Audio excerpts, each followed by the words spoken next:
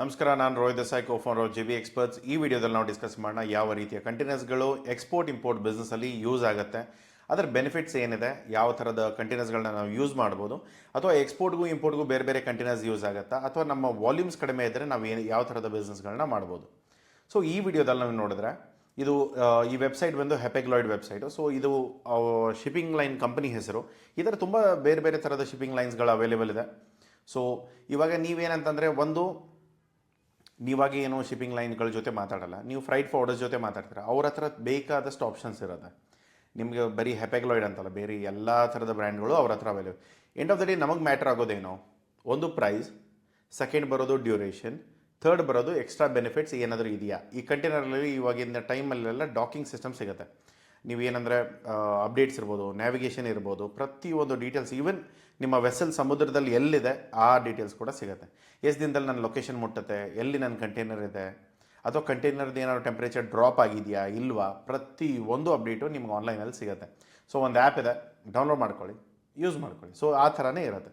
So ಯಾವ app ಅಂದರೆ normally ನೀವು ಯಾವ ಶಿಪ್ಪಿಂಗ್ ಲೈನ್ ಯೂಸ್ ಮಾಡ್ತೀರಾ ಆ ಬೇಸಸಲ್ಲಿ ಯಾವ ಆ್ಯಪ್ ಆದರೂ ಯೂಸ್ ಮಾಡ್ಕೊಳ್ಬೋದು. ಓಕೆ. ಸೊ ಇದರಲ್ಲಿ ವೆರೈಟೀಸ್ ಅಂದರೆ ಒಂದು ಡ್ರೈ ಕಂಟೈನರ್ಸ್, ಸ್ಪೆಷಲೈಸ್ ಕಂಟೈನರ್ಸ್, ಇದು ಸ್ಪೆಷಲ್ ಕಾರ್ಗೋಗಳಿಗೆ ಯೂಸ್ ಮಾಡೋದು. ಇನ್ನೊಂದು ರೀಫರ್ ಕಂಟೈನರ್ಸ್, ಇದರಲ್ಲಿ ನಿಮ್ಮ ಪೆರಿಷೇಬಲ್ ಇರ್ಬೋದು, ಐಸ್ ಕ್ರೀಮ್ಸ್ ಇರ್ಬೋದು, ಈ ಥರದ್ದು ಯಾವುದೇ ಮೆಟೀರಿಯಲ್ಗಳನ್ನ ನೀವೇನಾದರೂ ಕಳಿಸೋದಾದರೆ ಅದನ್ನು ರೆಫ್ರಿಜರೇಷನ್ ಅಂದರೆ ಒಂದು ಟೆಂಪ್ರೇಚರ್ ಬೇಕಾಗುತ್ತೆ. ಇವಾಗ ನೀವು ತರಕಾರಿಗಳನ್ನೆಲ್ಲ ಫ್ರಿಜ್ಜಲ್ಲಿ ಇಡ್ತೀರಾ, ಚಿಕನ್ ಮಟನ್ ಇವನ್ನೆಲ್ಲ ಫ್ರಿಜ್ಜಲ್ಲಿ ಇಡ್ತೀವಿ. ಸೊ ಇವಾಗ ಇಡೋ ರೀಸನ್ ಏನು, ಆಚೆ ಇಟ್ಟರೆ ಕೆಟ್ಟೋಗುತ್ತೆ, ಅದಕ್ಕೆ ಒಂದು ಟೆಂಪ್ರೇಚರ್ ಬೇಕಾಗುತ್ತೆ. ಆ ಟೆಂಪ್ರೇಚರ್ ಇಟ್ಟರೆ ಆ ಪ್ರಾಡಕ್ಟ್ಗಳು ಫ್ರೆಶ್ ಆಗಿರುತ್ತೆ. ಆ ಥರದ ಪ್ರಾಡಕ್ಟ್ಗಳನ್ನ ನೀವು ರೀಫರ್ ಕಂಟೈನರಲ್ಲಿ ಪುಷ್ ಮಾಡ್ಬೋದು. ಓಕೆ. ಸೊ ಇವಾಗ ಡ್ರೈ ಕಂಟೈನರ್ಸ್ ಬಗ್ಗೆ ನೋಡೋಣ. ಡ್ರೈ ಕಂಟೈನರ್ಸಲ್ಲಿ ಸ್ಟ್ಯಾಂಡರ್ಡ್ ಸೈಜಸ್ ಏನಿರುತ್ತೆ, 20-40 ಸ್ಟ್ಯಾಂಡರ್ಡ್ ಇರುತ್ತೆ. ಅದರಲ್ಲಿ 40ಯಲ್ಲೂ ಕೂಡ ನಿಮ್ಗೆ ಹೈ ಕ್ಯೂಬ್ ಸಿಗುತ್ತೆ. ಹೆಪೆಗ್ಲಾಯ್ಡಲ್ಲಿ 45 ಸ್ಟ್ಯಾಂಡರ್ಡಲ್ಲೂ ಕೂಡ ಹೈ ಕ್ಯೂಬ್ ಸಿಗುತ್ತೆ.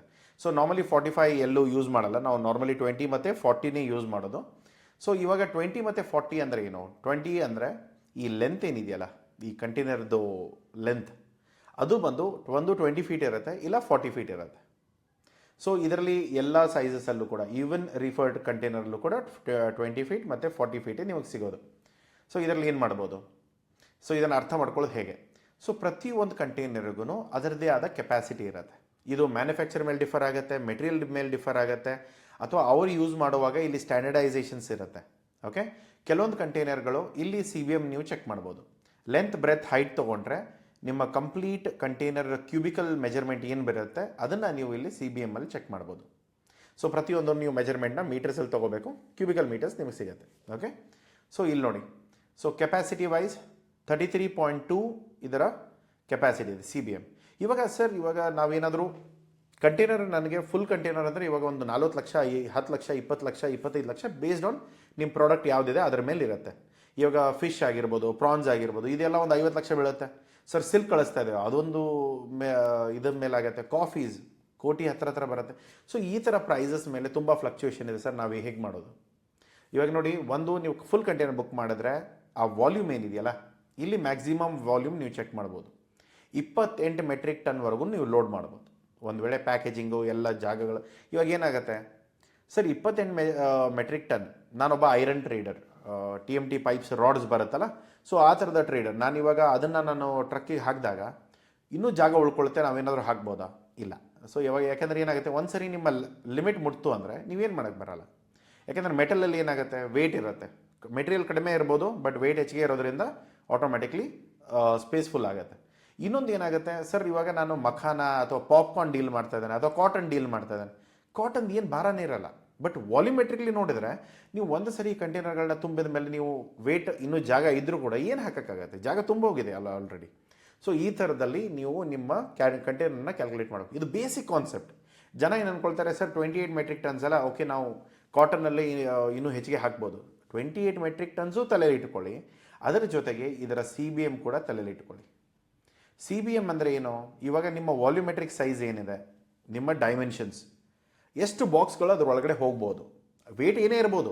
ಅದರ ಬರೀ ಇವಾಗ ಇದು ಚಿಪ್ಸ್ಗಳ ಪ್ಯಾಕೆಟ್ ಬರುತ್ತಲ್ಲ, ಬರೀ ಗಾಳಿ ಇರುತ್ತೆ.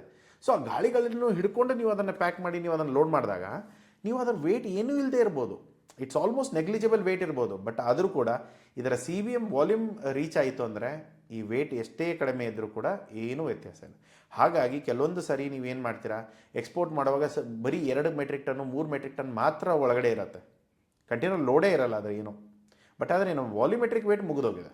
ಸೊ ವಾಲ್ಯೂಮ್ ಮುಗೀತು ಅಂದರೆ ಮುಗೀತು, ಅಥವಾ ವೇಟ್ ಮುಗಿದ್ರೆ ಮುಗೀತು. ಎರಡರಲ್ಲಿ ಒಂದು ಪ್ಯಾರಾಮೀಟರ್ ಅಥವಾ ಎರಡೂ ಈಕ್ವಲೆಂಟ್ ಹೋಗ್ತಿದೆಯೋ ಒಳ್ಳೆಯದು. Okay, so volumetric calculations normally ಎಲ್ಲ ಕನ್ಸಿಡರ್ ಮಾಡೋದು ಒಂದು ವೇಟ್ ಮಿನಿಮಲ್ ಇಷ್ಟಿರಬೇಕು, ಇದಕ್ಕಿಂತ ಹೆಚ್ಚಿಗೆ ಆಗೋ ಹಾಗಿಲ್ಲ. ಅದರ ಜೊತೆಗೆ ನಮ್ಮ ವಾಲ್ಯೂಮ್ ಸೈಜ್ ಕೂಡ ಹೆಚ್ಚಿಗೆ ಆಗೋಗಿಲ್ಲ. ಸೊ ಏನೇ ಇದ್ರೂ ಕೂಡ ಡೋರ್ ಕ್ಲೋಸ್ ಆಗಬೇಕು, ಅಷ್ಟು ನಿಮ್ಮ ಮೆಟೀರಿಯಲ್ಗಳನ್ನ ಲೋಡ್ ಮಾಡ್ಬೋದು. ಓಕೆ, ಇದರ ಇನ್ನರ್ ಡಯಾಮೀಟರ್ ಹೇಗೆ, ಈಗ ನಾವು CBM ಬಗ್ಗೆ ಹೇಳಿದ್ವಿ. ಇದರ ಸೈಜ್ ಏನಿದೆ, ಲೆಂತ್, ಬ್ರೆತ್, ಹೈಟ್, ಇದನ್ನು ನೋಡಿಕೊಂಡ್ರೆ ನಿಮಗೊಂದು ಐಡಿಯಾ ಸಿಗುತ್ತೆ. ಅದರ ಜೊತೆಗೆ ಡೋರ್ ಬಾಗಿಲುಗಳು ಎಷ್ಟು ಅಗಲ ತಗೊಳ್ಕೊಳ್ತವೆ. ಇವಾಗ ಏನಾಗುತ್ತೆ, ನಾವು ಒಂದು ಫೋಕ್ ಲಿಫ್ಟು ಅಥವಾ ನಾವು ಈಗ ಮ್ಯಾನ್ಯುವಲಿ ಲೋಡಿಂಗ್ ಆದರೆ ಒಂದು ಮಾತು ಬೇರೆ. ಆದರೆ ಒಂದು ವೇಳೆ ನಾವು ಏನಾದರೂ ಕಂಟೈನರ್ ಪ್ಯಾಲೆಟಿಂಗ್ ಲೋಡಿಂಗ್ ಆಗೋದಾದರೆ ಹೇಗೆ ನೀವು ಲೋಡ್ ಮಾಡೋದು? ಸೊ ಹಾಗಿದ್ದಾಗ ನೀವು ಏನು ಮಾಡೋದಾಗತ್ತೆ, ಫೋಕ್ ಲಿಫ್ಟ್ಗಳು ಬೇರೆ ಏನಾದರೂ ಮೆಟೀರಿಯಲ್ಗಳನ್ನ ನೀವು ಪುಷ್ ಮಾಡಬೇಕಂದಾಗ ಮ್ಯಾನ್ಯುವಲಿ ಮಾಡ್ತಾ ಇಲ್ಲ, ಆಟೋಮೇಟೆಡ್ ನಾವು ಮಷೀನ್ಸ್ ಯೂಸ್ ಮಾಡ್ಕೊಂಡು ಮಾಡ್ತಾ ಇದ್ದರೆ ಅಂದರೆ ಈ ವಿಡ್ತ್ ನೋಡ್ಕೋಬೇಕಾಗತ್ತೆ. ನೀವು ಫೋಕ್ ಲಿಫ್ಟಲ್ಲಿ ತೊಗೊಂಡು ಮೆಟೀರಿಯಲ್ಗಳನ್ನ ಲಿಫ್ಟ್ ಮಾಡಿದಾಗ ಆ ಜಾಗಗಳು ಸರಿಯಾಗುತ್ತೋ ಇಲ್ವೋ, ಅದರ ಸ್ಪೇಸ್ ಯುಟಿಲಿಟಿ ಹೇಗೆ ನಾವು ಮಾಡ್ಕೊಳ್ಬೋದು, ಹೇಗೆ ನಾವು ಕಂಪ್ಲೀಟ್ ಯೂಸ್ ಮಾಡ್ಬೋದು ವಿತ್ ವೇಟೇಜು ಆಗಿರ್ಬೋದು ಅಥವಾ ವಾಲ್ಯೂಮೆಟ್ರಿಕ್ ಆಗಿರ್ಬೋದು, ಎರಡೂ ನೀವು ಕ್ಯಾಲ್ಕುಲೇಟ್ ಮಾಡಿಕೊಂಡು ಮಾಡಬೇಕಾಗುತ್ತೆ. ಮುಂದೆ ಬರೋ ವೀಡಿಯೋದಲ್ಲಿ ನಾನು ಎಲ್ಲ ನಿಮ್ಮ ಕ್ಯಾಲ್ಕುಲೇಷನು ಕಂಟೈನರ್ ಹೇಗೆ ಕ್ಯಾಲ್ಕುಲೇಟ್ ಮಾಡಬೇಕು ಎಲ್ಲ ಹೇಳ್ತೇನೆ. ಬಟ್ ರಫ್ಲಿ ಇದನ್ನೊಂದು ಐಡಿಯಾ ನಿಮ್ಗೆ ಇರಬೇಕಾಗತ್ತೆ. ಸೊ ಮೇನ್ ಏನೋ ಒಂದು CBM, ಎರಡನೇದು ಬಂದು ಕಂಟೈನರ್ ಯಾವ ಕ್ವಾಲಿಟಿ ಇದೆ, ಇದು ಮ್ಯಾಕ್ಸ್ ಗ್ರಾಸ್ ವೇಟ್ ಎಷ್ಟಿದೆ, ಎಂಟಿ ಕಂಟೈನರ್ ವೇಟ್ ಏನಿದೆ, ಟೇರ್ ವೇಟ್ ಏನಿದೆ, ಅದಾದಮೇಲೆ ನೀವು ಎಷ್ಟು ಮೆಟೀರಿಯಲ್ನ ಹಾಕ್ಬೋದು. ಇದನ್ನು ಕ್ರಾಸ್ ಆಗೋ ಹಾಗಿಲ್ಲ. ಇದನ್ನು ಕ್ರಾಸ್ ಆಗೋ ಮುಂಚೆ ಏನಿರುತ್ತೆ, ಕಂಟೈನರ್ ವೇಟ್ ಅದರದ್ದೇ ಆದ ವೇಟ್ ಇರುತ್ತೆ, ಖಾಲಿ ಬಾಕ್ಸ್ ಇರುತ್ತೆ ಅದರದ್ದು ವೇಟ್ ಇರುತ್ತಲ್ಲ, ಅದೇನು ಪೇಪರ್ ವೇಟ್ ಅಲ್ಲ. ಓಕೆ, ಅದು ಮೆಟಲ್ ಫ್ರೇಮ್ ಇರೋದರಿಂದ ಅದರದ್ದು ವೇಟ್ ಇರುತ್ತೆ. ಒಂದು 2320 kgs ಅದರ ವೇಟ್ ಇರುತ್ತೆ. ಆವಾಗ ನಿಮಗೆ ಪೇ ಲೋಡ್ ಎಷ್ಟು ಬರುತ್ತೆ ಅದು ನಿಮಗೆ ಗೊತ್ತಾಗುತ್ತೆ. ಸೊ 28,130 kg ನೀವು ಆ ಮೆಟೀರಿಯಲ್ಗಳನ್ನ ಲೋಡ್ ಮಾಡ್ಬೋದು. ಬಟ್ ಮೆಟೀರಿಯಲ್ಗಳನ್ನ ಲೋಡ್ ಮಾಡುವಾಗ ಪ್ಯಾಕೇಜಿಂಗ್ ಮೆಟೀರಿಯಲ್ ಬರುತ್ತೆ, ಸ್ಪೇಸಿಂಗ್ ಬರುತ್ತೆ, ಪ್ರಾಪರಾಗಿ ಪ್ಯಾಕ್ ಮಾಡೋ ನೀಡ್ ಇರುತ್ತೆ.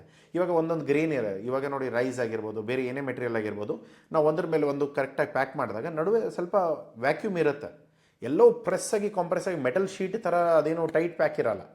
ಹಾಗಾಗಿ ಏನಾಗುತ್ತೆ, ಆ ಸ್ಪೇಸ್ ಯೂಸ್ ಮಾಡೋದ್ರಿಂದ ವಾಲ್ಯೂಮೆಟ್ರಿಕ್ಲಿ ನಿಮಗೆ ಅಷ್ಟು ಅದು ಕಂಪ್ಲೀಟ್ಲಿ ಯೂಸ್ ಆಗದೇ ಇರ್ಬೋದು. ಸೊ ತುಂಬ ವಿಷಯಗಳಿರುತ್ತೆ, ನೀವು ನೋಡಿಕೊಂಡು ಈ ಬಿಸ್ನೆಸ್ಗಳನ್ನ ಈ ಕಂಟೈನರ್ಗಳನ್ನ ಬುಕ್ ಮಾಡೋ ಮುಂಚೆ ನೀವು ಪ್ಲ್ಯಾನ್ ಮಾಡ್ಕೋಬೇಕು. ಬಟ್ ಆದರೆ ಏನು ಸರ್, ಇದನ್ನು ನಾವು ಮಾಡಬೇಕಾ? ನೀವೇನು ಮಾಡೋ ಅವಶ್ಯಕತೆ ಇಲ್ಲ. ನೀವು ಒಂದೇ ಏನಂದರೆ ನೀವು ಫ್ರೈಟ್ ಫಾರ್ವರ್ಡ್ರಿಗೆ ಕಾಲ್ ಮಾಡಿ ಮಾತಾಡ್ಕೊಳ್ಳಿ, ಎಲ್ಲ ಚೆಕ್ ಮಾಡ್ಕೊಳ್ಳಿ, ಡಿಸೈಡ್ ಮಾಡ್ಕೊಂಡು ನೀವು ಪ್ಲ್ಯಾನ್ ಮಾಡಿ. ಓಕೆ, ಇಲ್ಲಿ ಡಿಫಾಲ್ಟ್ ಆಗಿರ್ಬೋದು, ನಿಮ್ಮ ಇನ್ನರ್ ಡಯಾಮೀಟರ್ ಆಗಿರ್ಬೋದು, ಅಥವಾ ನಿಮ್ಮ ಮೆಜರ್ಮೆಂಟೇ. ಇದರಲ್ಲಿ ನನಗೆ ಸ್ಪೆಸಿಫಿಕ್ಲಿ 40 feet ಕಂಟೈನರ್ ಅಂದರೆ ಹೇಗೆ, ಸೊ 40 feet ಕಂಟೈನರಲ್ಲಿ ಕೂಡ ಸೇಮ್ CBM ಚೆಕ್ ಮಾಡ್ಕೊಳ್ಳಿ, ಇದರ ವೇಟ್ ಚೆಕ್ ಮಾಡ್ಕೊಳ್ಳಿ. ವೇಟಲ್ಲಿ ತುಂಬ ವ್ಯತ್ಯಾಸ ಆಗಿಲ್ಲ, ಬಟ್ CBMಲ್ಲಿ ವ್ಯತ್ಯಾಸ ಆಯಿತು.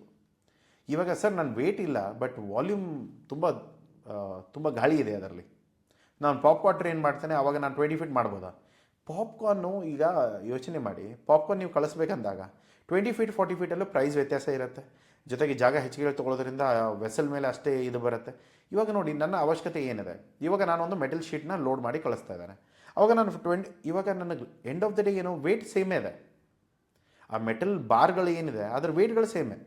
ಬಟ್ ಅದರ ವಾಲ್ಯೂಮ್ ನನಗೇನು ಬೇಕಾಗಿಲ್ಲಲ್ಲ, ನನಗೆ 40 feet ಕಂಟೈನರ್ ಬೇಕಾಗೇ ಇಲ್ಲ ಅವಾಗ.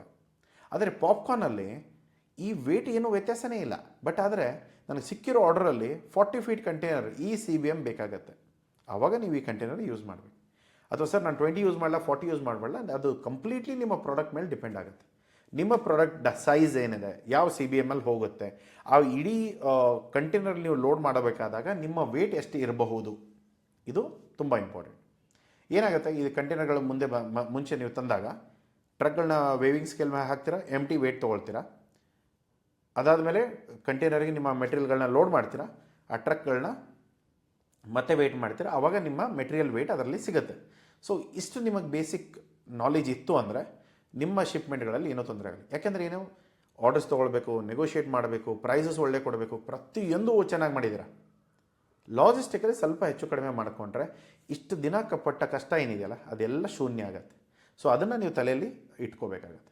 ಓಕೆ, ಸೊ ಇದರ ನೆಕ್ಸ್ಟ್ ಇರೋದೇನೋ HiCube. ಇವಾಗ ನೋಡಿ, ಇಲ್ಲಿ 67.7 ಇದೆ.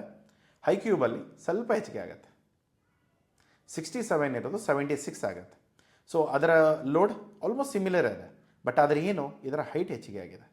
ಓಕೆ, ಸೊ ಇವಾಗ ಸ್ಟ್ಯಾಂಡರ್ಡ್ ಅಲ್ಲಾದರೆ ನೀವು ಡೈಮೆನ್ಷನ್ಸ್, ಇನ್ನರ್ ಡೈಮೆನ್ಷನ್ ನೋಡಿ, ಅಥವಾ ಡೋರ್ ಡೈಮೆನ್ಷನ್ಸ್ ನೋಡೋಣ. ಸೊ 40 ಫೀಟ್ ಸ್ಟ್ಯಾಂಡರ್ಡ್ ಬಂದು ನಿಮಗೆ 7.6 ಇದೆ. ಓಕೆ, ಅದೇ ನೀವು ಹೈ ಕ್ಯೂಬಲ್ಲಿ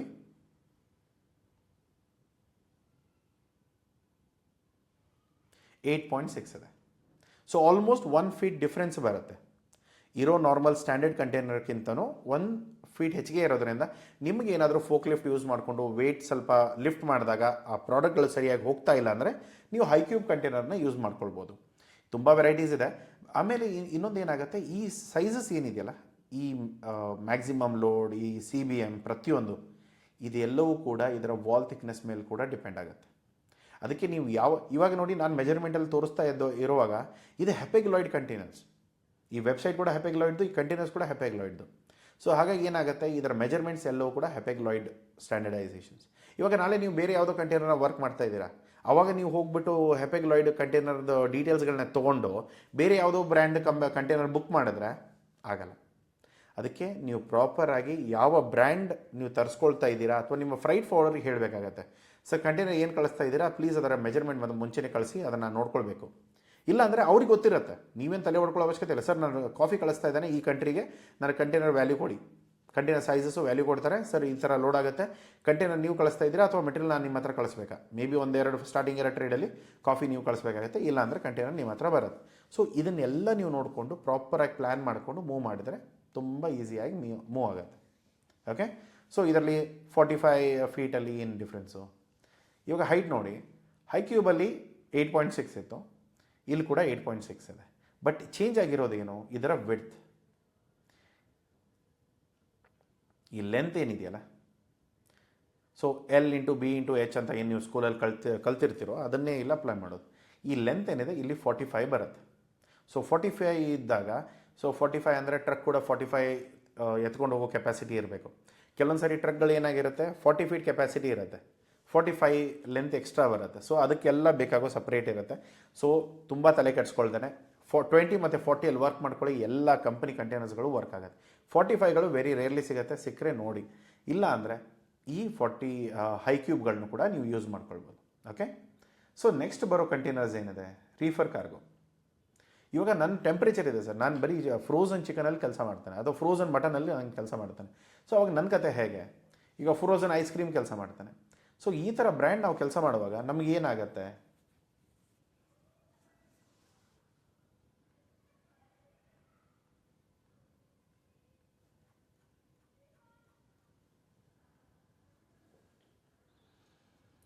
ಇವಾಗ ಯಾವುದೇ ಥರದ ವೆಜಿಟೇಬಲ್ಸ್ ಇರ್ಬೋದು, ಏನೇ ಇರ್ಬೋದು, ಈ ಥರದ ಯೂನಿಟ್ಗಳೇ ಇರುತ್ತೆ. ಇವಾಗ ನಿಮ್ಮ ಮನೇಲಿ ಹೇಗೆ ರೆಫ್ರಿಜರೇಟರ್ ಇದೆಯೋ, ಇವಾಗ ಹೇಗೆ ಅದಕ್ಕೊಂದು ಟೆಂಪರೇಚರ್ ಸೆಟ್ ಮಾಡ್ತೀರಾ, ಅಥವಾ -19 ಇಡ್ತೀರೋ ಅಥವಾ 0 ಇಟ್ಟಿರ್ತೀರಾ, ಕೆಲವೊಂದು ಸರಿ ಆಫ್ ಮಾಡಿರ್ತೀರಾ, ಈ ಥರದ್ದೆಲ್ಲ ತುಂಬ ಇರುತ್ತೆ. ಸೊ ಇಲ್ಲಿ ನೀವು ನಿಮ್ಮ ಕಂಟೈನರಲ್ಲಿ ಈ ಯೂನಿಟ್ಗಳು ಬಂದಿರುತ್ತೆ, ರೀಫರ್ ಯೂನಿಟ್ ಅಂತ ಹೇಳ್ತಾರೆ. ಸೊ ಈ ರೀಫರ್ ಯೂನಿಟ್ಸ್ ಏನು ಮಾಡುತ್ತೆ, ನಿಮ್ಮ ಕಾರ್ಗೋಗಳಲ್ಲಿ ಏನು ಮೆಟೀರಿಯಲ್ ಇಟ್ಟರೂ ಕೂಡ ನೀವೇನು ಟೆಂಪ್ರೇಚರ್ ಅದಕ್ಕೆ ಸೆಟ್ ಮಾಡ್ತೀರಾ, ಒಂದು ಪ್ಯಾನಲ್ ಬರುತ್ತೆ.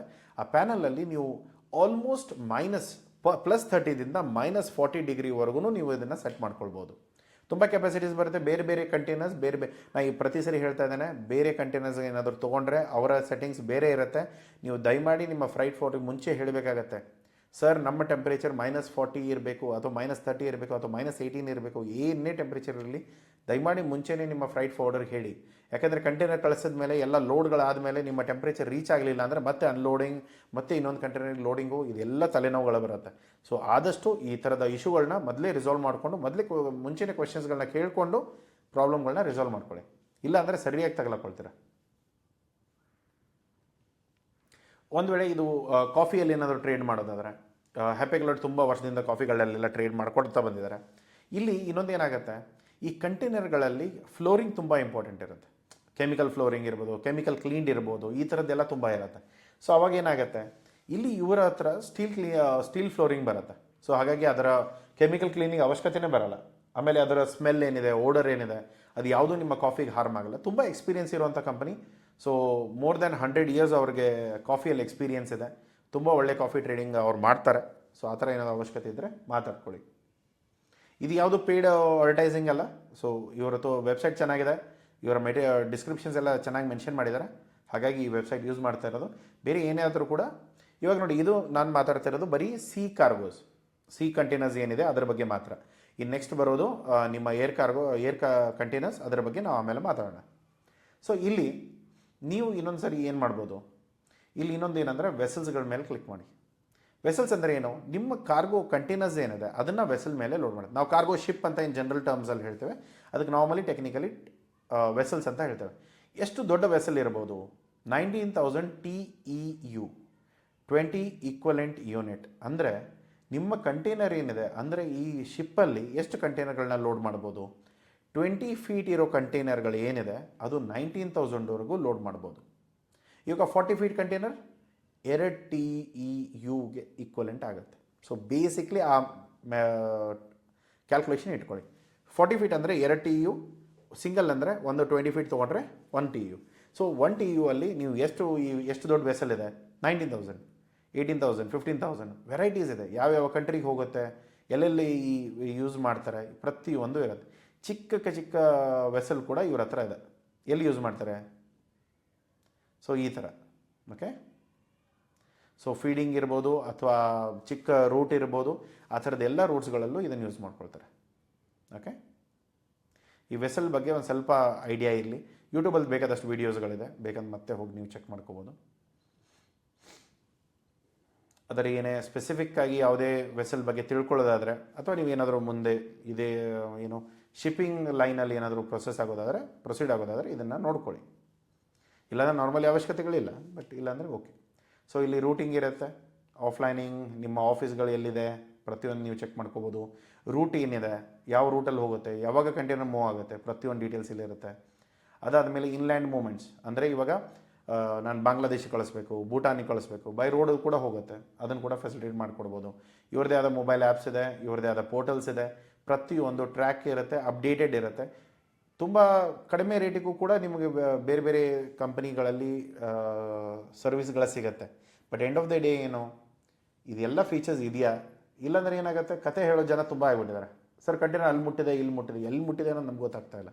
ಸೊ ಅದಕ್ಕೆ ಇವತ್ತಿನ ಟೈಮಲ್ಲಿ ಹೇಗೆ ಈ ಓಲಾ ಊಬರ್ ಎಲ್ಲ ನೀವು ಹೇಗೆ ಕ್ಯಾಬ್ಗಳನ್ನೆಲ್ಲ ಟ್ರ್ಯಾಕ್ ಮಾಡ್ತಿರೋ, ಸೇಮ್ ವೇ ಇಲ್ಲಿ ಕೂಡ ನೀವು ಟ್ರ್ಯಾಕ್ ಮಾಡಿಕೊಂಡು ಅಟ್ಲೀಸ್ಟ್ ನೀವು ಮತ್ತು ನಿಮ್ಮ ಬಾಯರ್ ಸ್ವಲ್ಪ ತಲೆ ಶಾಂತಾಗಿ ಇಟ್ಕೊಂಡು, ನೀವು ಯಾವಾಗ ನಿಮ್ಮ ಮೆಟೀರಿಯಲ್ ಬರುತ್ತೆ, ಯಾವಾಗ ನನ್ನ ಮೆಟೀರಿಯಲ್ ಹೋಗೋದಿದೆ, ಪ್ರತಿಯೊಂದು ನಿಮಗೊಂದು ಐಡಿಯಾ ಇರುತ್ತೆ. ಓಕೆ,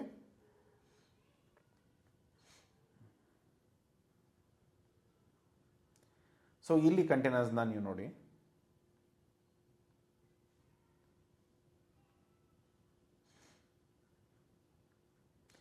ಇಲ್ಲಿ ಅಟ್ಮಾಸ್ಫಿಕ್ ಪ್ರೆಷರ್ ಏನಿರುತ್ತೆ, ಒಂದು ಒಳ್ಳೆ ಕಂಪನಿ ಅಂದಮೇಲೆ ಅವರೆಲ್ಲ ಮಾಡೋ ರಿಸರ್ಚಸ್ ಏನಿರುತ್ತೆ, ಆಚೆಯ ಅಟ್ಮಾಸ್ಫಿಯರ್ ಪ್ರೆಷರ್ ಏನಿದೆ, ಅವರ ವೆಸಲ್ ಮೇಲೆ ಏನು ಪ್ರೆಷರ್ಗಳು ಬೀಳುತ್ತೆ. ಅಟ್ಮಾಸ್ಫಿಯರಿಕ್ ಪ್ರೆಷರ್ ಅಂದರೆ ನಾರ್ಮಲಿ ಆಚೆಯಿಂದ ಕೆಲವೊಂದು ಸರಿ ಹೇಗೆ ಅಂತಂದರೆ, ಸ್ವಲ್ಪ ಈ ವೆಹಿಕಲ್ಸ್ಗಳೆಲ್ಲ ಇರುತ್ತಲ್ಲ, ಸ್ವಲ್ಪ ಗಾಡಿ ಜೋರಾಗಿ ಹೋಗ್ತಾ ಇದ್ದರೆ ಸ್ವಲ್ಪ ಬಾಡಿ ಶೇಕ್ ಆಗುತ್ತೆ, ವೈಬ್ರೇಷನ್ ಬರುತ್ತೆ. ಸೊ ಆ ಥರದಲ್ಲಿ ಕಂಟೈನರ್ಲ್ಲೂ ಕೂಡ ಆ ಥರದ್ದು ಏನಾದರೂ ತೊಂದರೆಗಳಿರುತ್ತಾ ಅಂತ.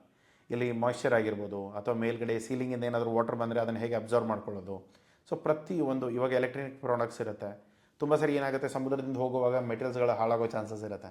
ಸೊ ಅದಕ್ಕೆ ಈ ಥರದ ಕಂಟೈನರ್ಸ್ಗಳಲ್ಲಿ ಬೇರೆ ಆಪ್ಷನ್ಸ್ಗಳಿರುತ್ತೆ. ಅಲ್ಲಿ ನೀವು ಸಿಲಿಕಾ ಬ್ಯಾಗ್ಸ್ ಆಗಿರ್ಬೋದು, ತುಂಬ ಡ್ರೈನೆಸ್ಸಿಗೆ ಅಥವಾ ಎಲೆಕ್ಟ್ರಾನಿಕಲ್ ಪ್ರೊಟೆಕ್ಷನ್ಗೆ ತುಂಬ ಥರದ ಪ್ರಾಡಕ್ಟ್ಸ್ಗಳನ್ನ ನೀವು ಇಲ್ಲಿ ಯೂಸ್ ಮಾಡ್ಕೊಳ್ಬೋದು. ಸೊ ಇದರಲ್ಲಿ ಏನಾಗುತ್ತೆ, ಒಂದೊಂದು ಕಂಟೈನರ್ಸಲ್ಲಿ ಈ ಥರ ಹುಕ್ಸ್ ಇರುತ್ತೆ, ನಿಮ್ಮ ಸ್ಟೆಬಿಲಿಟಿಗಾದರೂ ಆಯಿತು, ಪ್ಲಸ್ ನಿಮಗೇನಾದರೂ ಎಕ್ಸ್ಟ್ರಾ ಪೌಚಸ್ ಆಗಿರ್ಬೋದು, ಅಥವಾ ಓಡರ್ ತೆಗಿಯೋಕ್ಕೆ, ಅಥವಾ ಸ್ಮೆಲ್ ತುಂಬ ಆಗುತ್ತೆ, ಆ ಥರ ಏನಾದ್ರು ಅನಿಸಿದ್ರೆ ಅವನ್ನೆಲ್ಲ ಹ್ಯಾಂಗ್ ಮಾಡೋಕ್ಕೆ ಇದನ್ನು ಯೂಸ್ ಮಾಡ್ಕೊಳ್ಬೋದು. ತುಂಬ ಕಂಟೈನರ್ಸ್ಗಳಲ್ಲಿ ಇದು ಇರೋದೇ ಇಲ್ಲ. ಸೊ ಹೇಗಿದ್ರೂ ಕೂಡ ಆ ಕಂಟೈನರ್ಸ್ಗಳಲ್ಲಿ ಮೆಟೀರಿಯಲ್ನ ಆ್ಯಸ್ ಅ ವೇಟಲ್ಲೇ ಬ್ಯಾಲೆನ್ಸ್ ಮಾಡಬೇಕಾಗತ್ತೆ, ಇಲ್ಲದೆ ಹೋದರೆ ಈ ಹುಕ್ಸ್ಗಳೆಲ್ಲ ವರ್ಕೌಟ್ ಆಗೋಲ್ಲ. CSC ಸೇಫ್ಟಿ ಅದನ್ನು ನೀವು ಚೆಕ್ ಮಾಡ್ಬೋದು. ಇವಾಗ ಯಾವುದೇ ಕಂಟೈನರ್, ಇವಾಗ ಅದರ ಮೇಲೆ ಬರೀತಾರಲ್ಲ, ಸರ್ ಇದರ ಮ್ಯಾಕ್ಸ್ ವೆಯ್ಟ್ ಬಂದು 32,000 ಇದೆ ಅಥವಾ 30,000 ಇದೆ, ಇದೆಲ್ಲ ಯಾರು ಹೇಳ್ತಾರೆ. ಸೊ ನಾರ್ಮಲಿ CSC ಅವರು ಸರ್ಟಿಫಿಕೇಟ್ ಅಪ್ರೂವ್ ಮಾಡಿಕೊಂಡು ಅದರಲ್ಲಿ ಏನು ವೆಯ್ಟ್ ಹಾಕ್ಬೋದು, ಅದರ ವೆಯ್ಟ್ ಏನಿದೆ, ಆ ಕಂಟೈನರ್ ವೆಯ್ಟ್ ಏನಿದೆ, ಅದರಲ್ಲಿ ಎಷ್ಟು ಮೆಟೀರಿಯಲ್ ಹಾಕ್ಬೋದು, ಅದರ ಪಿಲ್ಲರ್ಸ್ಗಳು ಏನು ಎಷ್ಟು ಸ್ಟೇಬಲ್, ಇಲ್ಲಿ ಏನು ಪಿಲ್ಲರ್ಸ್ ಇದೆಯಲ್ಲ, ಪಿಲ್ಲರ್ಸ್ ಮತ್ತು ಬೀಮ್, ಇದರ ಮೇಲೇ ಹೋಲ್ ವೆಯ್ಟ್ ಇರೋದು. ಸೊ ಅದನ್ನು ನೀವು ಮೇಯ್ನಾಗಿ ಚೆಕ್ ಮಾಡ್ಕೊಳ್ಳಿ. ಇದೆಲ್ಲ ನೀವು ತಲೆ ಹೊಡ್ಕೊಳ್ಳೋ ಅವಶ್ಯಕತೆಗಳಿಲ್ಲ, ಇದೆಲ್ಲ ನಿಮ್ಮ ಬೇಸಿಕ್ಲಿ ನಡೆದು ಹೋಗೋಂಥ ಆಪ್ರೇಷನ್ಸ್ಗಳು. ಬಟ್ ಆದರೂ ಸ್ವಲ್ಪ ನಾಲೆಜ್ ಆದರೂ ಇರಬೇಕಾಗತ್ತೆ, ಅಷ್ಟು ಇಟ್ಕೊಂಡು ನೀವು ಮುಂದೆ ನಡೀರಿ. ಓಕೆ, ರೀಫರ್ ಕಂಟೈನರ್ಸ್ ಈ ಥರ ಯೂನಿಟ್ ಇದ್ದರೆ ಅದು ರೀಫರ್ಗೆ ಯೂನಿಟ್ ಇರುತ್ತೆ. ಕೆಲವೊಂದು ಸರಿ ಡ್ರೈ ಕಂಟೈನರ್ ಸಿಕ್ಕಿಲ್ಲ ಅಂತ ಹೇಳಿ ರೀಫರ್ ಕಳಿಸ್ತಾರೆ, ಅದನ್ನೇ ಟರ್ನ್ ಆಫ್ ಮಾಡ್ತಾರೆ. ಬಟ್ ಈ ಲಾಸ್ ಏನಂದರೆ ಅದರ ವಾಲ್ ಥಿಕ್ನೆಸ್ ಹೆಚ್ಚಿಗೆ ಇರುತ್ತೆ ರೀಫರ್ ಯೂನಿಟಲ್ಲಿ. ಸೊ ಇದರಲ್ಲಿ ನೀವು ನೋಡ್ಬೋದು, ಏನು ಕಂಟ್ರೋಲ್ ಇರುತ್ತೆ, humidity, oxygen, carbon dioxide, nitrogen ಏನು ಕಂಟೈನರ್ಸ್ಗಳಲ್ಲಿ ಮೇಂಟೈನ್ ಮಾಡಬೇಕು ಅದನ್ನು ಅವರು ರಿಲೀಸ್ ಮಾಡ್ತಾ ಇರ್ತಾರೆ. ಅದೆಲ್ಲ ಟೆಕ್ನಾಲಜೀಸ್ ಇರುತ್ತೆ, ಪ್ಯಾನಲ್ಸ್ ಇರುತ್ತೆ, ಡ್ಯಾಶ್ಬೋರ್ಡ್ಸ್ ಇರುತ್ತೆ, ಅದನ್ನು ಅವ್ರು ನೋಡ್ಕೊಳ್ತಾರೆ. ಈ ಕಂಟೈನರ್ಸ್ಗಳನ್ನ ಹೇಗೆ ಕಟ್ಟಬೇಕು ಅವ್ರದ್ದೇ ಆದ ರೂಲ್ಸ್ ಇದೆ. ಅದು ವಯರಿಂದ ಇರ್ಬೋದು, ಏರ್ ಬ್ಯಾಗ್ಸಿಂದ ಇರ್ಬೋದು, ಅಥವಾ ಕುಷ್ನಿಂಗ್ ಇರ್ಬೋದು, ಪ್ಯಾಡಿಂಗ್ ಕೊಡ್ತಾರೆ, ರಬ್ಬರ್ ಆ್ಯಂಟಿ ಸ್ಲಿಪ್ಪಿಂಗಿಗೆ ರಬ್ಬರ್ಸ್ ಹಾಕ್ತಾರೆ. ಸೊ ತುಂಬ ಥರದ್ದು ಇರುತ್ತೆ. ಅದನ್ನೆಲ್ಲ ನೀವು ಹೋಗಿ ಏನು ಮಾಡೋದಿರಲ್ಲ. ನೀವು ಸುಮ್ಮನೆ ನಿಮ್ಮ ಮೆಟೀರಿಯಲ್ಗಳನ್ನ ಕೊಟ್ಟು ಅವರ ಫೀಸು ಅವರ ಚಾರ್ಜಸ್ ಏನಿದೆ ಅಷ್ಟು ಪೇ ಮಾಡಿದ್ರೆ ಬೇರೆ ಎಲ್ಲ ಆಟೋಮೆಟಿಕ್ಲಿ ಆಗುತ್ತೆ. ಈಗ ನೋಡಿ, ಇಲ್ಲಿ ಮೆಟೀರಿಯಲ್ ನಡುವೆ ಇಲ್ಲಿ ಡಿಫ್ರೆನ್ಸ್ ಕಾಣಿಸ್ತಾ ಇದೆ. ಇಲ್ಲಿ ನಡುವೆ ಏರ್ ಬ್ಯಾಗ್ಸ್ ಇಟ್ಟಿದ್ದಾರೆ. ಜಸ್ಟ್ ಆ ಮೆಟೀರಿಯಲ್ಗಳು ಒಂದಕ್ಕೊಂದು, ಯಾಕೆಂದರೆ ಇವಾಗ ರೋಡ್ ಮೇಲೆ ಹೋಗ್ತಾ ಇಲ್ಲ, ಸಮುದ್ರದಲ್ಲಿ ಹೋಗ್ತಾ ಇದೆ. ಶಿಪ್ಗಳು ಸ್ವಲ್ಪ ವೇವ್ಸ್ ಹೆಚ್ಚು ಕಡಿಮೆ ಆದಾಗ ಸೊ ಆಟೋಮೆಟಿಕ್ಲಿ ಶೇಕ್ ಆಗುತ್ತೆ. ಆವಾಗ ಮೆಟೀರಿಯಲ್ ಕೂಡ ಅಲ್ಲಿ ಇಲ್ಲಿ ಬಡ್ಕೊಳ್ಳುತ್ತೆ, ಕೆಲವೊಂದು ಸರಿ ಡ್ಯಾಮೇಜ್ ಆಗೋ ಚಾನ್ಸಸ್ ಇರುತ್ತೆ. ಆಚೆಯಿಂದ ಏನೂ ಡ್ಯಾಮೇಜ್ ಆಗಿರಲ್ಲ, ಇಂಟರ್ನಲ್ಲೇ ನಮ್ಮ ಪ್ರಾಡಕ್ಟ್ಸ್ಗಳು ಒಂದಕ್ಕೊಂದು ತಾಗಿ ಆ ಪ್ರಾಡಕ್ಟ್ಗಳು ಡ್ಯಾಮೇಜ್ ಆಗುತ್ತೆ. ಸೊ ಹಾಗೆ ಅವಾಯ್ಡ್ ಮಾಡೋಕ್ಕೆ ಈ ಏರ್ ಬ್ಯಾಗ್ಸ್ಗಳನ್ನ ಹಾಕಿರ್ತಾರೆ. ಇಲ್ಲಿ ಸೋಫಾ ಲೋಡ್ ಆಗಿರ್ಬೋದು. ನಾನು ಹೇಳ್ತಲ್ಲ ಫೋಕ್ ಲಿಫ್ಟ್, ಇದೇ ಫೋಕ್ ಲಿಫ್ಟ್. ಸೊ ಈ ಫೋಕ್ ಲಿಫ್ಟ್ ಎಲ್ಲ ಏನು ಮಾಡುತ್ತೆ, ಮ್ಯಾನ್ಯಲ್ ಲೋಡಿಂಗ್ ಇರಲ್ಲ. ಯಾಕಂದರೆ ಇವಾಗ ನೋಡಿ ಸುಜುಕಿ ಇದು ಇಲ್ಲಿದೆ, ಮೇ ಬಿ ಇಂಜನ್ ಇರ್ಬೋದು, ಹೆವಿ ಇರ್ಬೋದು, ಒಬ್ಬರೇ ಎತ್ತಕ್ಕಾಗಲ್ಲ. ಸೊ ಅವಾಗ ಏನಾಗುತ್ತೆ, ಈ ಫೋಕ್ ಲಿಫ್ಟ್ಗಳನ್ನ ನೀಟಾಗಿ ತೊಗೊಂಡು ಈ ಹೈಟ್ಗಳನ್ನ ನೀವು ಕರೆಕ್ಟಾಗಿ ಚೆಕ್ ಮಾಡ್ಕೊಂಡಾಗ ಎಕ್ಸಾಕ್ಟ್ ಹೈಟಲ್ಲಿ ಅವ್ರು ಲಿಫ್ಟ್ ಮಾಡಿ ಒಳಗಡೆ ಹೋಗ್ತಾ ಇದ್ದಾರೆ, ಬಟ್ ಎಕ್ಸಾಕ್ಟ್ ವಾಲಿಗೆ ಟಚ್ ಆಗ್ತಾ ಇದೆ. ಅದೇ ಒಂದು ವೇಳೆ ನೀವೇನಾದರೂ ಹೈ ಕ್ಯೂಬ್ ತೊಗೊಳ್ದೇನೆ ಸ್ಟ್ಯಾಂಡರ್ಡ್ ತೊಗೊಂಡಿದ್ದೀರಾ, ಈ ಫೋಕ್ ಲಿಫ್ಟ್ ಮಾಡಿದಾಗ ಅದು ಅಲ್ಲಿ ತಾಗ್ತಾ ಇದ್ದರೆ ಅದು ಒಂದೊಂದು ಪ್ರಾಡಕ್ಟ್ನ ಹೋಗಿ ಇಟ್ಟು ತೊಗೊಂಡು ಬಂದು ಇನ್ನೊಂದು ಪ್ರಾಡಕ್ಟ್ನ ಹೋಗಿ ಇಟ್ಟು ಮಾಡೋಷ್ಟರಲ್ಲಿ ನಿಮ್ಮ ಡಬಲ್ ಡ್ಯೂಟಿ ಆಗಿಬಿಡುತ್ತೆ. ಸೊ ಇದರದೆಲ್ಲ ತುಂಬ ಕ್ಯಾಲ್ಕುಲೇಷನ್ಸ್ ಇರುತ್ತೆ. ಇದನ್ನೆಲ್ಲ ನೀವು ತಲೆ ಕೆಡಿಸ್ಕೊಳ್ಳೋ ಅವಶ್ಯಕತೆ ಇಲ್ಲ. ಡ್ರಮ್ಗಳಾದರೆ ಹೇಗೆ ಲೋಡ್ ಮಾಡ್ತಾರೆ, ಬೇರೆ ಬೇರೆ ವಿಷಯಗಳನ್ನೆಲ್ಲ ಹೇಗೆ ಲೋಡ್ ಮಾಡ್ತಾರೆ, ಸ್ಯಾಕ್ ಬ್ಯಾಗ್ಸ್ ಇದ್ದರೆ, ಕಾರ್ಪೆಟ್ಸ್ ಇದ್ದರೆ, ಪ್ರತಿಯೊಂದು. ಇವಾಗ ನೋಡಿ, ಇಲ್ಲಿ ಬೇರೆ ಎಲ್ಲ ಖಾಲಿ ಇದೆ. ಇದು ನಡುವೆ ಅಲ್ಯೂಮಿನಿಯಂ ಫಾಯಿಲ್ಸ್ ಇರ್ಬೋದು, ಅಥವಾ ಏನೋ ಮೆಟಲ್ ಸ್ಟೀಲ್ ಕಾಯಿಲ್ ಇದೆ. ಸೊ ಸ್ಟೀಲ್ ಕಾಯಿಲ್ ಇದ್ದಾಗ ಅದರ ವೇಟ್ ಆಲ್ರೆಡಿ ತುಂಬ ಇದೆ. ಸೊ ಆಟೋಮೆಟಿಕ್ಲಿ ಆ ಕಂಟೈನರ್ ವೇಟ್ ಏನಿದೆಯೋ ಅದು ಮುಗಿದೋಗಿದೆ. ಸೊ ಇವಾಗ ನಾನು ಪಕ್ಕಕ್ಕೆ ಸರ್ ಏನು ಖಾಲಿ ಇದೆ ಏನಾದರೂ ಹಾಕ್ಬೋದಾ, ಏನೂ ಹಾಕೋಕ್ಕಾಗಲ್ಲ. ಯಾಕೆಂದರೆ ಆಲ್ರೆಡಿ ಇದರ ವೇಟ್ ಮುಗಿದೋಗಿದೆ. ಇದ್ರ ಮೇಲೆ ಏನೇ ಹಾಕಿದರೂ ಕೂಡ ನಿಮ್ಮ ವೆಯ್ಟ್ ಇನ್ಕ್ರೀಸ್ ಆಗ್ತಾ ಹೋಗುತ್ತೆ. ಆವಾಗ ನಿಮ್ಮ ಕಂಟೈನರ್ ಅನ್ಲೋಡಿಂಗ್ ರಿಜೆಕ್ಷನ್ ಚಾನ್ಸಸ್ ಇರುತ್ತೆ. ಸೇಫ್ಟಿ ನಾರ್ಮ್ಸಲ್ಲಿ ಅಪ್ರೂವ್ ಆಗಲ್ಲ. ಇನ್ನೊಂದು, ಇವಾಗ ಕಾರ್ ನೋಡಿ, ಈ ಕಂಟೈನರ್ಸಲ್ಲಿ ಕಾರ್ ಹೋಗಿದೆ. ಕಾರ್ ವೇಟ್ ಏನಿರುತ್ತೆ, ಈ ಕಂಪ್ಯಾರಿಟಿವ್ಲಿ ಕಾಯಿಲಲ್ಲಿ ಇದು ಫುಲ್ ಡೆನ್ಸ್ ಇರುತ್ತೆ. ಈ ಕಾರಲ್ಲಾದರೆ ನಾವು ಮನುಷ್ಯರು ಕೂತ್ಕೊಳ್ಳೋಕೆ ಜಾಗ ಇರುತ್ತೆ. ಸೊ ಆಟೋಮೆಟಿಕ್ಲಿ ಗಾಡಿ ವೇಟ್ ಕಡಿಮೆ ಇರುತ್ತೆ. ಸೊ ಗಾಡಿ ವೇಟ್ ಕಡಿಮೆ ಇದ್ದರೆ, ಯಾಕಂದರೆ 28,000 ಮೆಟ್ರಿಕ್ ಟನ್ಸ್ ಅಂತೂ ಕಾರ್ ವೇಟ್ ಇರಲ್ಲ.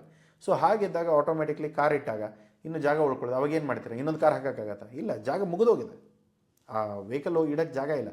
ಅವಾಗ ಏನಾಗುತ್ತೆ, ಆಟೋಮೆಟಿಕ್ಲಿ ನೀವು ಅದನ್ನು ಏನಿದೆ ಅಷ್ಟನ್ನು ಬಿಟ್ಟು ತಲೆ ಕೆಡಿಸ್ಕೊಳ್ಳೋದು ಬಿಟ್ಬಿಡಿ. ಯಾಕೆಂದರೆ ವೇಟ್ ಆದರೂ ರೀಚ್ ಆಗಲ್ಲ, ಇಲ್ಲಾಂದರೆ ವಾಲ್ಯೂಮೆಟ್ರಿಕ್ ಆದರೂ ರೀಚ್ ಆಗಲ್ಲ. ಕೆಲವೊಂದು ಸರಿ ಕೆಲವೊಂದು ಪ್ರಾಡಕ್ಟಲ್ಲಿ ಎರಡೂ ರೀಚ್ ಆಗುತ್ತೆ, ಅದನ್ನು ಹಾಗೆ ಬಿಟ್ಬಿಡಿ. ಸೊ ಇದನ್ನೆಲ್ಲ ತುಂಬ ಟೆಕ್ನಿಕಾಲಿಟೀಸ್ ಇರುತ್ತೆ, ಕ್ಯಾಲ್ಕುಲೇಷನ್ಸ್ ಇರುತ್ತೆ, ಎಲ್ಲೂ ತಪ್ಪು ಮಾಡೋ ಹಾಗಿಲ್ಲ. ನೀವು ಸ್ವಲ್ಪ ಕೆಲಸ ಮಾಡೋಕ್ಕೆ ಸ್ಟಾರ್ಟ್ ಮಾಡಿದಾಗ ಆಟೋಮೆಟಿಕ್ಲಿ ಗೊತ್ತಾಗುತ್ತೆ. ಸೊ ಇಲ್ಲಿ ಫ್ಲ್ಯಾಟ್ ಬೆಡ್ ರ್ಯಾಕಿಂಗ್ ಕಂಟೈನರ್ಸ್ ಸಿಗುತ್ತೆ. ಇಲ್ಲಿ ನೀವು ಕಂಟೈನರ್ಸಲ್ಲಿ ನೋಡಿದಾಗ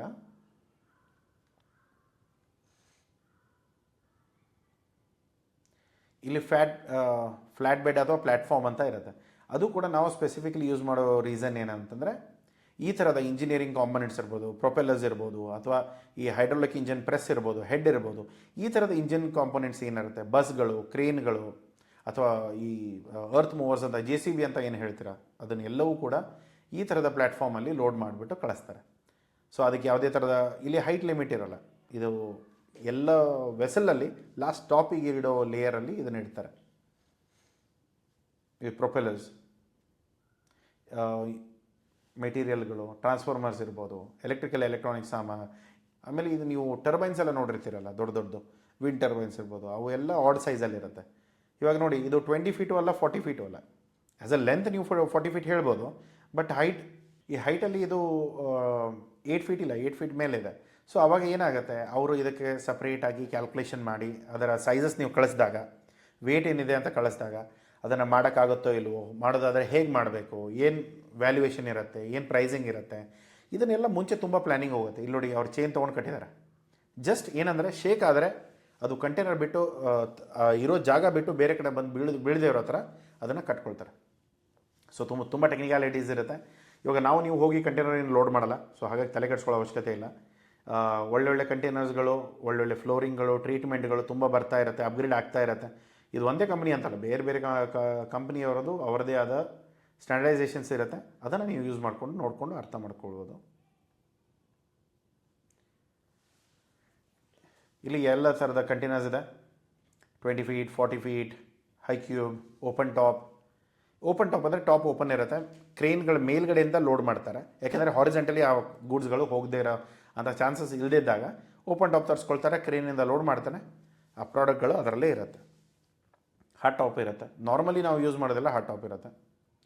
ಸೊ ಇಲ್ಲಿ ಫ್ಲ್ಯಾಟ್ ಟ್ರ್ಯಾಕ್, ಈ ಬಸ್ಗಳು ಅದಕ್ಕೆ ಹೈ ಕ್ಯೂಬ್, ಅದರಲ್ಲೂ ಕೂಡ ಸೈಜಸ್ ಇರುತ್ತೆ, ಹೈ ಕ್ಯೂಬ್ ಬರುತ್ತೆ, ನಾರ್ಮಲ್ ಬರುತ್ತೆ, ಪ್ಲ್ಯಾಟ್ಫಾರ್ಮ್ ಇರುತ್ತೆ. ಸೊ ಅದರಲ್ಲಿ ನೀವು ಚಾಪರಿಂದ ಹಿಡಿದು ಬೇರೆ ಎಲ್ಲನೂ ಕೂಡ ನೀವು ಯೂಸ್ ಮಾಡ್ಕೊಳ್ಬೋದು. Reefer unit 20 feet ಚಿಕ್ಕದಿರುತ್ತೆ, 40 feet length ಉದ್ದ ಇರುತ್ತೆ. ನೀವು ಕೆಮಿಕಲ್ಸ್ ಏನಾದರೂ ಡೀಲ್ ಮಾಡ್ತಾಯಿದ್ದೀರಾ ಅದು ಇಲ್ಲಿ ಟ್ಯಾಂಕ್ಸಲ್ಲಿ ಹೋಗುತ್ತೆ. ಸೊ ನಿಮ್ಮ ಪರ್ಪಸ್ ಏನಿದೆ ಬೇಸ್ಡ್ ಆನ್ ಯೋರ್ ರಿಕ್ವೈರ್ಮೆಂಟ್, ನಿಮ್ಮ ರಿಕ್ವೈರ್ಮೆಂಟ್ ಏನಿದೆ ಕರೆಕ್ಟಾಗಿ, ನಿಮ್ಮ ಪ್ರಾಡಕ್ಟ್ ಏನು, ನಿಮ್ಮ ಪ್ರಾಡಕ್ಟ್ HS ಕೋಡ್ ಏನಿದೆ, ಅದರದ್ದು ಏನಾದರೂ ಹಜಾರ್ಡಿಯಸ್ ಕನ್ಸರ್ನ್ ಏನಾದರೂ ಇದೆಯಾ, ಬೆಂಕಿ ಹತ್ಕೊಳ್ಳೋ ಅಂಥ ಮೆಟೀರಿಯಲ್ ಏನಾದರೂ ಇದೆಯಾ, ಅದನ್ನು ನಿಮ್ಮ ಫ್ರೈಟ್ ಫಾರ್ವರ್ಡರ್ಗೆ ಹೇಳಿದರೆ ಅವರು ಅದಕ್ಕೆ ಅನುಕೂಲ ಇರೋವಂಥ ಕಂಟೈನರ್ಗಳನ್ನ ನಿಮಗೆ ಕಳಿಸ್ಕೊಡ್ತಾರೆ. ಇಲ್ಲದೆ ಹೋದರೆ ಅವರು ಸರ್ ಮೆಟೀರಿಯಲ್ನ ಇಲ್ಲಿ ಕಳಿಸಿ ನಾನು ಲೋಡ್ ಮಾಡಿಸ್ತೇನೆ, ಸೊ ಇದು ಈ ಥರ ಇದೆ. ಈ ಪಿಲ್ಲರ್ಸ್ಗಳಲ್ಲಿ ಲಾಕಿಂಗ್ ಸಿಸ್ಟಮ್ ಇರುತ್ತೆ, ಒಂದೊಂದು ಕಂಟೈನರ್ಸ್ಗಳು ಮೂವ್ ಆಗಲ್ಲ, ಒಂದು ಸರಿ ಇಟ್ಟು ಸರಿಯಾಗಿ ಲಾಕ್ ಮಾಡಿಬಿಟ್ರೆ ಮುಗಿದೋಯ್ತು. ಇದು ನಿಮ್ಮ ರೈಲ್ ಲೈನಿಂದ ಕಳಿಸಿರ್ಬೋದು ಅಥವಾ ನೀವು ಬೇರೆ ಡೈರೆಕ್ಟ್ಲಿ ಪೋರ್ಟಿಗೆ ಹೋಗಿರ್ಬೋದು, ಎಲ್ಲವೂ ಕೂಡ ಸೇಮ್ ಆಗಿರುತ್ತೆ.